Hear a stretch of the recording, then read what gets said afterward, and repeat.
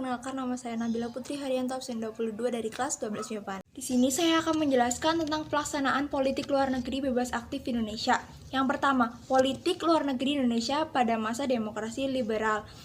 Pada masa demokrasi liberal, politik luar negeri Indonesia sangat berkaitan erat dengan kabinet-kabinet yang menjalankan pemerintahan. Setiap kabinet yang berkuasa membawa politik luar negeri Indonesia ke arah yang berbeda.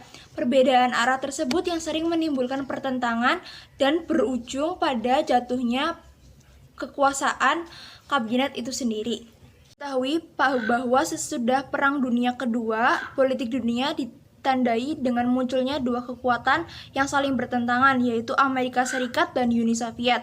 Kedua kekuatan itu memiliki sistem pemerintahan dan bentuk pemerintahan yang berbeda.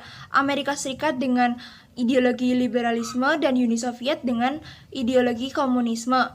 Kedua kekuatan yang saling bertentangan berlomba menyusun dan mengembangkan kekuatan secara politis maupun militer.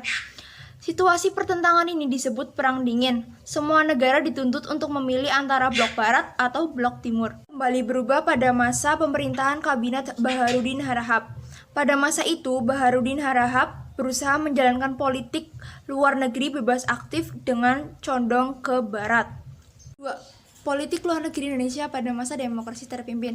Pada masa demokrasi terpimpin, politik luar negeri Indonesia bersifat high profile, flamboyan, dan heroik, yang diwarnai sikap anti-imperialisme dan anti-kolonialisme yang bersifat konfrontatif. Pada saat itu, kepentingan nasional Indonesia adalah pembentukan identitas bangsa dan pengakuan kedaulatan politik, bertujuan untuk mendapatkan dukungan dan pengakuan terhadap kedaulatan Indonesia, dan untuk menunjukkan karakter yang dimiliki pada bangsa-bangsa lain di dunia internasional. Konsep NEVO dan OLDEVO ditawarkan Presiden Soekarno pada konferensi Non-Blok 1 di Beograd tahun 1961. Soekarno menjelaskan NEVO harus melawan OLDEVO karena di antara keduanya tidak mencapai kesepakatan damai.